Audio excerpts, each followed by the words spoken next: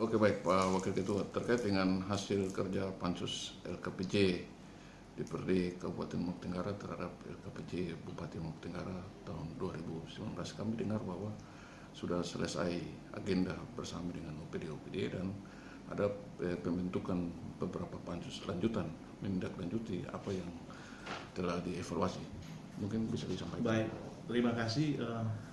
Perlu kami sampaikan bahwa pansus dalam beberapa saat dalam melakukan kerja pansus sampai ke tingkat pansus melakukan kunjungan, dan kemarin tepat pada pukul 4.00 pansus sudah menyelesaikan tugas dan tanggung jawab pansus. Sementara rekomendasi disiapkan oleh Sekretariat DPRD. Kemudian nanti secara internal kami akan melakukan paripurna internal untuk pansus melaporkan hasil kerja pansus dalam bentuk rekomendasi ke dalam paripurna internal untuk mendapatkan persetujuan.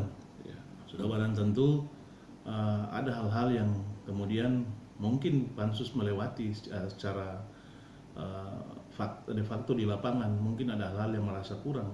Kemudian teman-teman yang ada di luar pansus, waktu saat nanti kami paripurnakan, mungkin ada bagian tambahan lagi rekomendasi-rekomendasi yang disiapkan. Memang dalam kerja pansus dalam beberapa waktu yang kemarin menemukan beberapa fakta sehubungan yang pertama dengan fakta yang terjadi di wilayah besar dan juga mungkin yang terjadi juga di wilayah kecil, yaitu menyangkut persoalan tenaga guru yang kemudian kalau kita lihat tidak ada pemerataan, belum ada pemerataan tenaga guru di beberapa wilayah kecamatan yang kemarin secara langsung kami sudah sampaikan itu kepada Kepala Dinas Pendidikan sekaligus Kepala Badan Kepegawaian Daerah untuk kemudian mereka mengambil sikap sehingga bisa menuntaskan itu. Tapi kemudian ada dan satu lagi yaitu terkait juga dengan tenaga kesehatan dan kemudian infrastruktur juga yang sampai hari ini belum bisa terjawab secara baik. Dalam pikiran itu sehingga pansus memang belum kami merekomendasikan saja tidak kepada pemerintah daerah, tapi kemudian dalam internal paripurna DPRD kami akan bicarakan itu sehubungan dengan kita pansus akan bentuk pansus untuk mengawasi secara ketat persoalan pendistribusian tenaga guru dan kemudian infrastruktur tenaga guru, karena apapun terjadi kita harus menghargai mereka. Lagi-lagi saya harus sampaikan bahwa wilayah kecamatan di seluruh Besar itu bukan wilayah buangan. Tapi kemudian kalau hak-hak mereka diperhatikan secara baik, ada tunjangan-tunjangan yang lain, kemudian ada kan tunjangan-tunjangan yang juga digaji, kalau itu diakumulasi secara keseluruhan dan kemudian penyalurannya secara tepat, maka saya percaya siapapun dia yang kemudian melaksanakan tugas di wilayah Besar tidak akan merasa terganggu. Lalu yang kemudian yang berikut juga masalah infrastruktur perumahan-perumahan guru.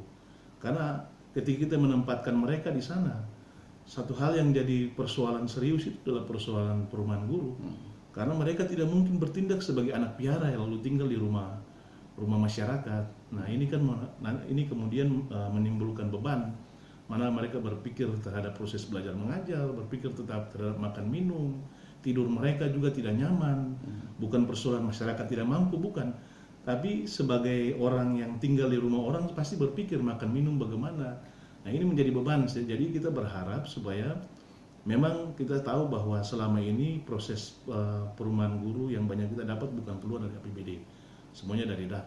Tapi kemarin saya berikan masukan kalau bisa SK persoalan pendidikan ini bukan diselesaikan, perumahan guru bukan diselesaikan lewat pendidikan sendiri, tapi SKPD yang lain yang bisa menunjang perumahan-perumahan bisa disiapkan di sana.